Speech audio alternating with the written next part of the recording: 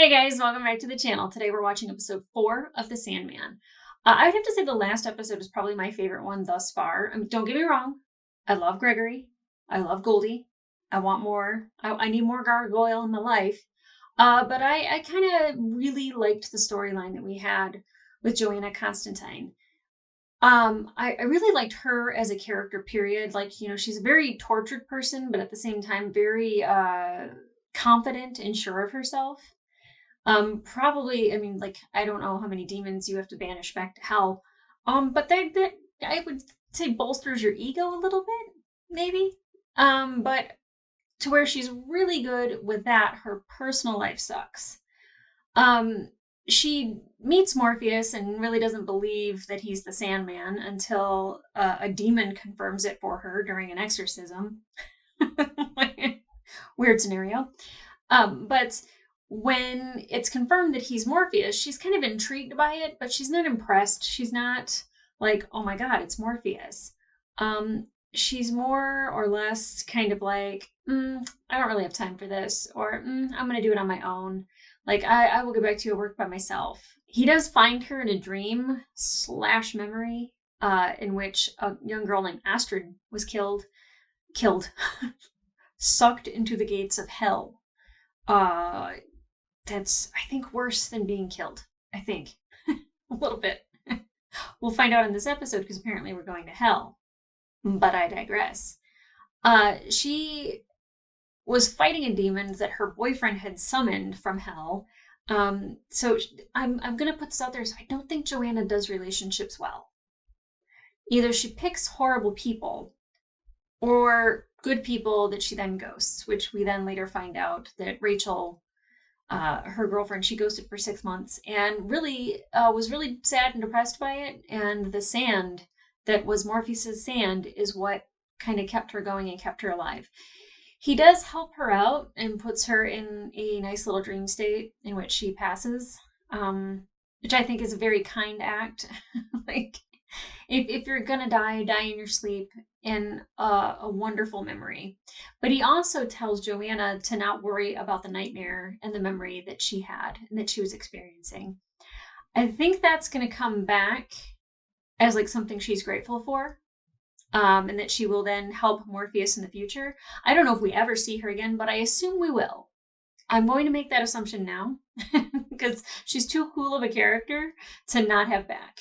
We also are introduced to a Raven, Matthew, who I will say that when you hear Patton Oswalt's voice, you know it's him, and it slightly takes you out of the moment because like that's all I'm going to think about when I hear that voice is that it's Patton. So hopefully throughout the series, if he's around for a long time, because Jessame wasn't around at all, if he is this presence, hopefully I start seeing him as Matthew the Raven and not Patton Oswalt playing Matthew the Raven. We'll see. He seems like he was a horrible human that was either reincarnated or I don't know how it works. I don't know how you become a Raven other than reincarnation. Reincarnation. Wow. Pronunciation's hard for me. You'll learn that across my entire channel. Anyway, we find out that he wasn't that great of a human while alive, and he's really wanting to help Morpheus. He's got a mission. He's got a job. Lucian sent him. So I don't think Lucian would just send any old Raven. There's something I think that Morpheus will need him for or learn from him that will help Morpheus. And I'm glad Morpheus isn't alone. He already seems like a very lonely person. So like having like a buddy or like a pet or like a, I don't know, a sidekick. What do they call him? A familiar? Like, I think it's just good that Morpheus isn't always alone. He seems very dark and very broody. I don't know if he ever even cracks a smile on this show. If Gregory were in front of me, like I would be smiling like an idiot, even though I knew I'd have to kill him. Like I would just be like, you are so cute, you're so adorable. Oh my gosh, you're such a good boy. He's just blank. So I would like a broader range for Morpheus, I think. Again, I know I made the joke that he looks like he belongs in Twilight and that the actor is really good friends with Robert Pattinson. Yep, both broody. Very, very good at that look. We also got a little bit more with John and Ethel, that Ethel really wants to give the ruby back to Morpheus. She doesn't want to be indebted to him. She doesn't want anything to happen to John or her because she had this in her possession. Only John knows where it is, and apparently he's rewired it so it only works for him. But the last time he had it in his possession, a lot of people died. So Ethel really doesn't want John to have the ruby again. And John doesn't really believe her that the Sandman, that Morpheus is coming after this ruby, because apparently this has been said to him plenty of times, and it was all a ruse or it was a lie. If anything, it was probably to keep him from using the ruby or to keep it hidden. I think Ethel knows that there's not going to be a way that he's going to tell her where the ruby is, but she doesn't want her son to die. And she's been alive for like 130, 140 years because of her amulet of protection. And she decides she's going to give that to John to protect him so he doesn't have to worry about Morpheus or the Sandman doing anything to him because he has the amulet if he only gives the ruby back. Now, we all know as the audience, we're going, he's not going to give the ruby back. Like, that would be stupid. Why would he give that back? And he has this amulet, so now he's even more powerful. She ages, she dies, and then we see what the amulet does to humans. We saw what it did to Corinthian, which was he kind of just disintegrated and went back to the dream realm. Well, for humans, it's kind of the same thing, except those pieces don't go anywhere other than the wall behind him. Yuck. Oh my god, yuck. It's very destructive. It definitely protects the person, but it's very, very destructive. And after John escapes, he's outside, and what do you know? Good old buddy Corinthian shows up and gives him a coat and is very kind to him and, wishes him well. I keep saying this, that there's something about Corinthian that is so charismatic. And the way he looks, the way he behaves, the timbre of his voice, the way he moves his mouth. It's really creepy when he takes the glasses off and his mouth moves with his eyes. I mean, I'm glad they're not like sharp and with blood dripping off them or anything, trying to steal what you're seeing. But even if it wasn't John, if it were me, I feel like if he were a serial killer, I'd be dead. He would have skinned me alive. Like, I would have fallen for it because he's very charismatic. He has a way about him that draws you in. And I can see why he's had as many victims as he has. So with this, I'm really excited to get into this episode because I know we're going to hell. It's still very delicious to even say that out loud. But we're going to hell. We're going to go visit a demon. I have no doubt in my mind we're probably going to see Lucifer. I'm really curious of what their vision and their view of hell is because I just picture a lot of attractive people with a really high temperature. Or demons, lots of creepy crawly demons of people that are burning for all eternity. I don't know. I don't believe in that stuff, but it's fun when it's in fiction. Okay, guys, let's get into it. I don't know. Like a phone book to sit on or something and get a new chair. I love that they wasted no time at the beginning. A hope in hell. Tartarus. Hades. The Upside Down. For some. Does that mean it doesn't exist if you don't believe in it? Did you believe in it? I don't. I just didn't expect hell to be cold. Oh, neither. They make you bring your own fire to hell? That seems like something cruel they would do, right? Buffalo, also hell. I don't know, I've never been to Buffalo. Big fan of the sauce. John hasn't been out in a while, right? Don't get hit by a car. Please don't get hit by a car.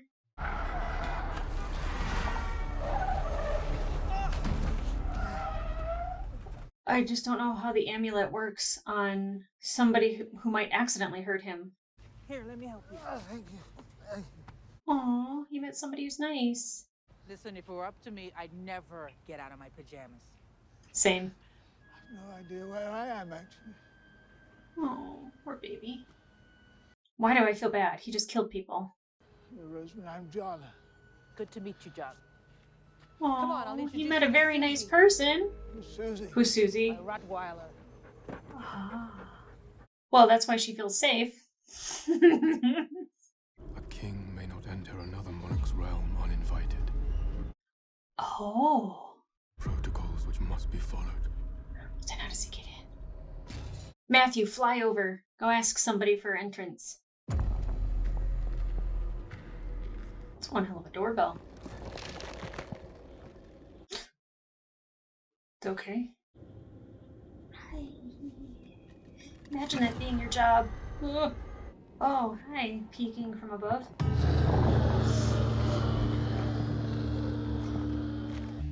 There's one at the door. Is he thief, thug, or whore? There's one at the door. I like the rhyming. Greetings, squatter bloat. Squatter bloat.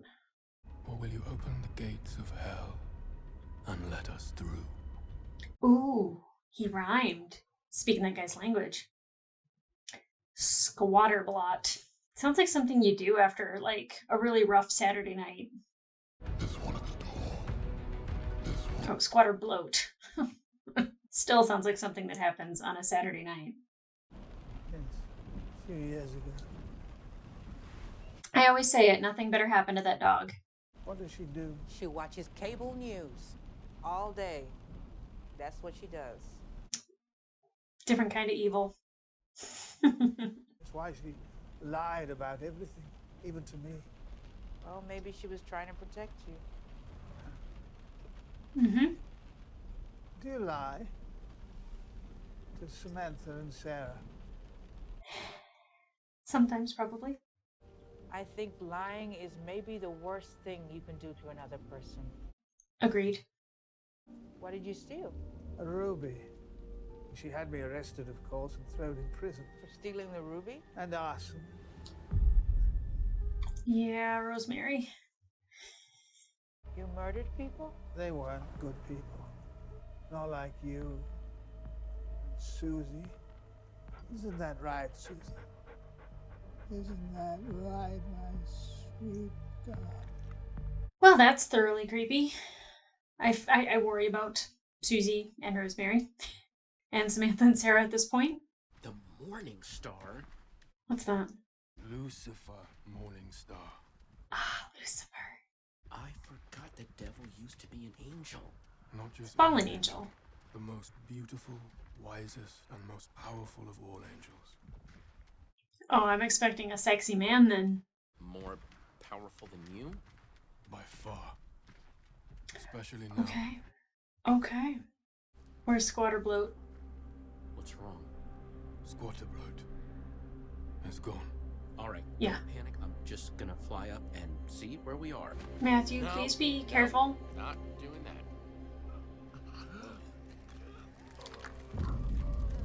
Oh. Oh my. This way. Where'd you go? Meathead? Lord, it is you. I greet you, Nada. Keiko, It pains me to see you like this. only your forgiveness can free me. I don't understand what's happening right now. I still love you, but I have not yet forgiven you. For what? And why does he look like this? I don't understand what just happened there.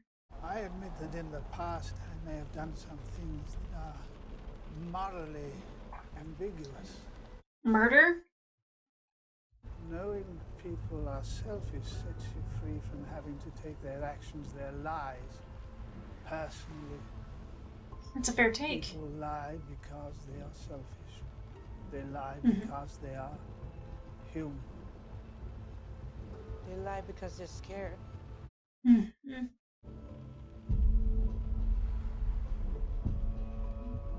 Just keep him talking, girl. I don't think he would actually hurt her. I mean, if she does something brash, maybe, but I don't think he's the type. That woman. I don't know what I'm looking at, but this is Anything you beautiful. want to share with your friend, Matthew? And with your friend Angela? She was the ruler of a tribe that called themselves the first people. We were in love. Mhm. How'd she end up here? She defied me. Wait, you put her here? Jesus.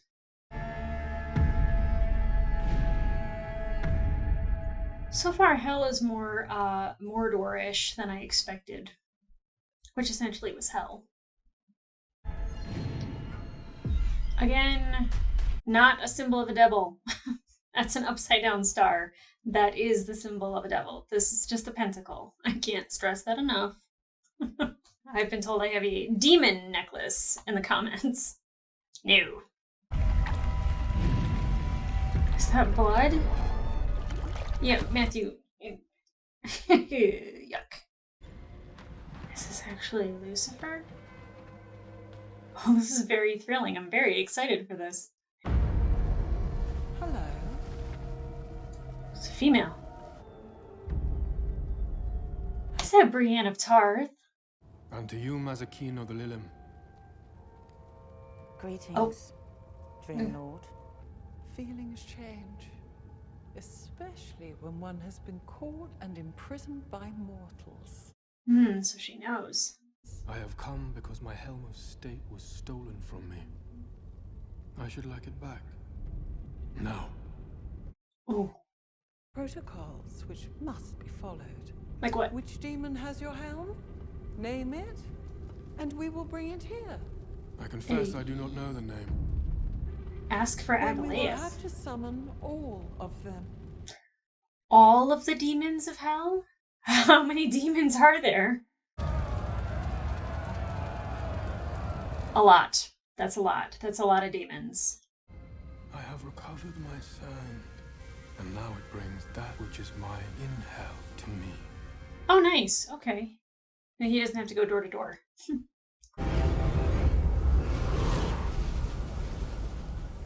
Oh. Okay. Does he have purple hair? Or spikes? And if the Dream King wants his helm back, he will have to fight me for it. Ugh. Very well. Oh, okay. And if you lose, you'll serve as my slave in hell for eternity. I get the feeling the dream's gonna win. Corazon, whom will you choose to represent you? Squatter bloat. I choose you, sire. Oh. Is it to the death? He just said that she's way more powerful than he is. What's with that smile? He never smiles. Let the challenge begin. Oh, outfit change. This is very intriguing. It won't be a minute. Please don't hurt them, John. You've been in prison for 30 years? No, psychiatric hospital. Yikes. To clarify what one from the man I'm with is an escaped murderer.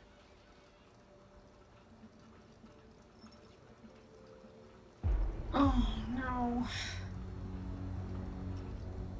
Rosemary, we need to go.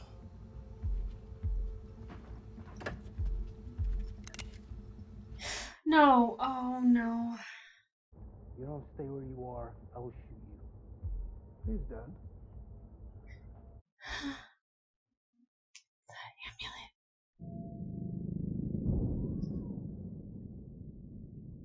First of all, why would you shoot somebody at point blank range like that?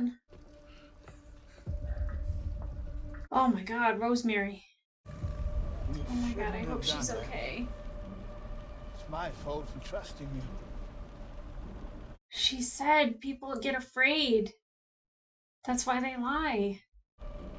Then I have no reason to hurt you. Girl, just get him his damn ruby. Until you give me one. Ooh. Ooh. Today, for your entertainment, a formal challenge. Is it to the death, though? Because he can't obviously kill Lucifer. Of the realm of sleep. Once the master. If I should not be able to leave this place, I would not have Lucienne left alone with no word of my fate. Not again. That's very kind. The sand will take you back. I'm not going back. I feel like, though, if he were to die or be stuck in hell for all eternity, that word would get to Lucienne somehow. I am a dire wolf. Prey stalking, lethal prowler. I am a hunter. Wolf stabbing.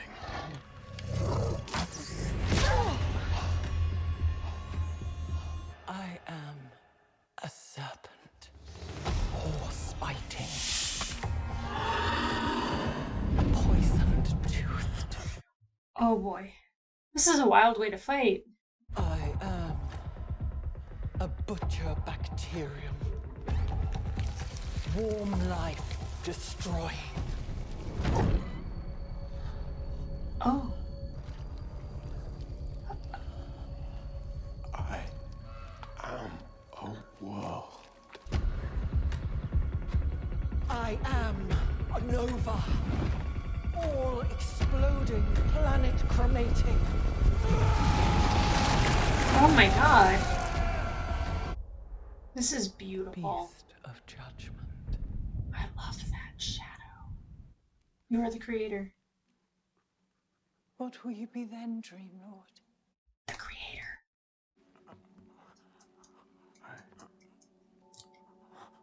You know what can survive the anti-life? You. Dreams don't fucking die. Not if you believe in them, and I believe. Okay. Hope.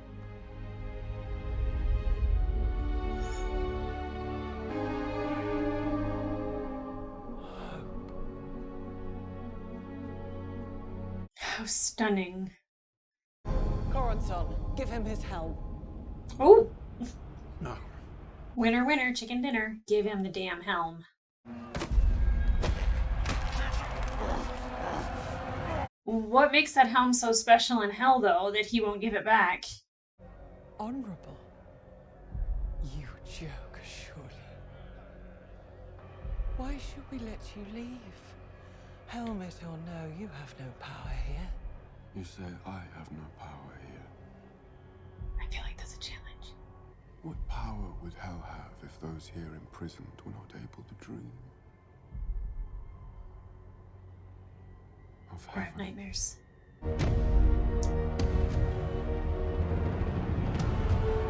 I like that little confident walk right out of there with that helm.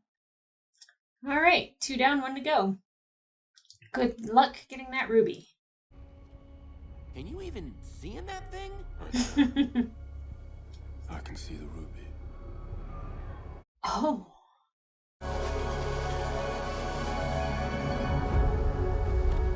The helm is pretty cool, but the ruby won't work for him because John apparently rewired it. Yes? I'm excited for you, my dude, but I'm terrified of what John said. Something's wrong, you can tell. Yeah. Someone's altered it.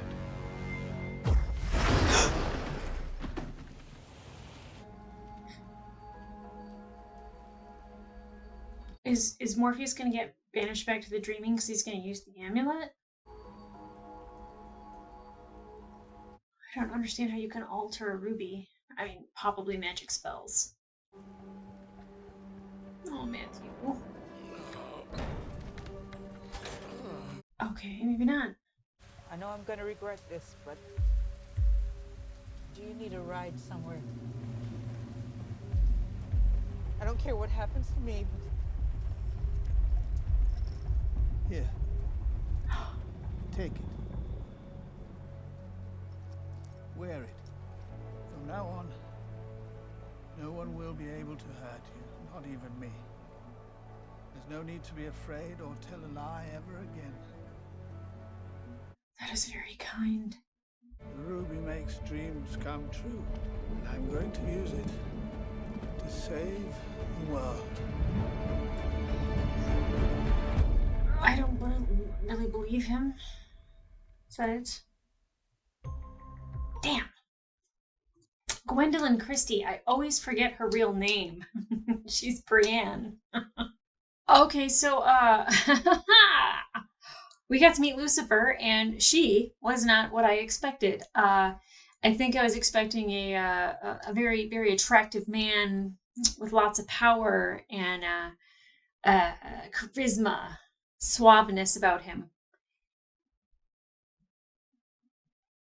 Yes, except female. Except Brianna freaking Tarth. Gwendolyn Christie, I'm so happy for her. I know that her height is almost a disadvantage when it comes to certain roles, and I feel like she gets to be like super special in the roles that she gets. Whether it's in Star Wars, whether it is in Game of Thrones, Lucifer, it all makes sense that she gets to play characters like this. Total badass. And I was really worried about the fight that they were going to have because one, I was like, is it to the death? Like, what is it? And it's like eternal damnation for Dream, for Morpheus if he fails. And I was just like, really just them one-upping each other story-wise, and being creative. I kind of smiled, and I don't know if it showed in the reaction, but definitely to myself when she said a dire wolf. I was like, I love it. But I really liked the visuals of that. The storytelling, the creativity. I really thought instead of him saying hope, he was going to say the creator, because he had mentioned it before that the only person that was stronger than Lucifer was the creator, and that Lucifer was stronger than him. So I was really worried about him, and I really thought he was going to go there. And I love that he said hope, and that seemed to be something that she didn't know how to beat. You know, Lucifer tries to say that he has no power in her realm, and he kind of reminds her that, you know, what power does she have if her subjects can't dream of heaven? And he's got a very valid point. If there's no hope, or if they can't dream of heaven, how does she keep them tortured? How does she torture those souls? He's very useful, and she needs for him to continue being able to feed them dreams. It's a very smart move on his part. Very smart move. I thought the hellscape, literally, it mirrored Mordor a lot. I thought that it was tragically beautiful. The people in the trees, the people in the stone, you know, like very much the kingdom of hell is made upon the people who have come there, who've been subjected there. And I was really curious about Nada. And he says that she was like the leader of the first people, and that she kind of did him wrong and he hadn't forgiven her yet, and that he was in love with her. And I don't know if that's going to come back or not, but she seemed like she was genuinely sorry, and he said that he was not ready to forgive her. It had been 10,000 years. What? Who holds a grudge that long? So it must have been something bad. Squatter Bloat. I don't know why that was his name. Yeah, gross. I love that Matthew kind of had a presence here that was kind of like motivational, but also like to let Dream know that he wasn't going to leave him alone. And I also worried about like what would happen if he lost and he was stuck in hell. Like, how would Lucian know? But I'm sure, I feel like word would get out, because if she knew that he was trapped for 100 years on Earth and that his tools had been taken from him, then obviously word would have gotten out. I don't know. I guess Lucian probably would have known that he had been taken for 100 years too. I don't know how word doesn't get back to her. That's a shame. Now, with John and Rosemary and Susie and their little road trip, you know, she seemed like a very good person for him to have run into. She seemed very kind and helpful. I would never give a stranger that I don't know a ride. I 100% would call like the police or somebody, because I would have been like, this man is out in his pajamas wandering around. You know, he's definitely mentally ill or Alzheimer's or something along those lines. I wouldn't say like, I'm going to give you a ride. That was very kind of her. Now, the conversation that they have about, he believes people to be selfish and she believes people to be afraid. And they kind of showed those two things. He's very selfish. He very much wants to get to the ruby, and he'll do anything to get there. And she's very much led with fear, is that she's afraid of what he's going to do, so she does exactly what he tells her to do. And I love at the end that he gives her the amulet. Now, I don't know if she's aware of what that amulet will, well, I mean, obviously she knows what the amulet will do because the guy in the gas station, but I don't know if she's aware that it will keep her alive for a long time. I don't know if it's a family heirloom that she's now going to pass down to her daughters. I don't know if she truly knows what she's in possession of. Now that he has his ruby and we see what happens to Dream, you know, when he says somebody's altered it. I don't know how you alter a ruby other than to put like spells on it. But I don't know how he gets it back to work for him. It seems like John wants to save the world. I don't know what that means to John. But definitely, I don't think that means anything good. He's already hurt people with the ruby. I'm sure more people will get hurt this time around as well. I don't know what the next move is for Morpheus. Matthew is still alive. Thankfully, he survived that. I would imagine that he's got to figure out a way to break this spell or this curse that is now on the ruby and get it back from John. But I don't know how you fight John. Well, he doesn't have the amulet anymore, so he's not nearly as strong as he could be. The fact that he gave that to Rosemary, I think, was a mistake. I don't think the ruby would 100% protect him. If that were the case, then he wouldn't have been in that hospital for 30 years. But the last episode, definitely we knew where we were going. This next episode, I have no clue where it's headed. But I'm enjoying this. This show visually is stunning. Morpheus himself, like I said, like there's been very few times where you see any emotion from him whatsoever, and we got a couple grins and we got kind of a pimp walk out of the palace at the end of this one. So we're getting a little bit more of him. I think he's getting more and more confident because he's got his sand, he's got his helm. I feel like we're getting what the true Morpheus has been. We didn't get anything from Corinthian. I'm sure he's lurking somewhere waiting to make a move. Probably was following John, or attempting to follow John, or has his eye, his mouth, I don't know what they are, his mouths, his seeing mouths, his eyes with teeth. Either way, he's focused on John, I'm sure. I don't know what you call that. Anyway, I feel like we need to go back to the dreaming. I feel like we need to talk to Lucien and we need to get a plan to get the ruby back, because obviously he can see the ruby with the helm, so he can follow John and kind of figure out maybe how he can go about getting it. But once it's altered, I think he needs to come up with a way to change that alteration back, get rid of it, make it better, make it different. I'm not sure.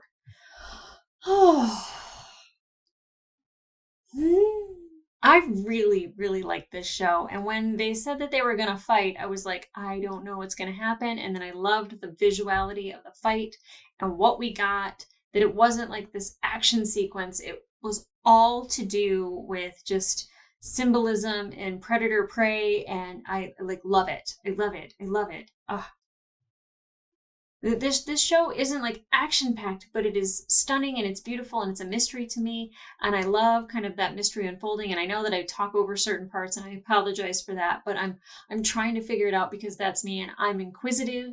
And I'm analytical, so I like to break things down, as you can see from my intros and my little exit monologues that people either really love or they really hate.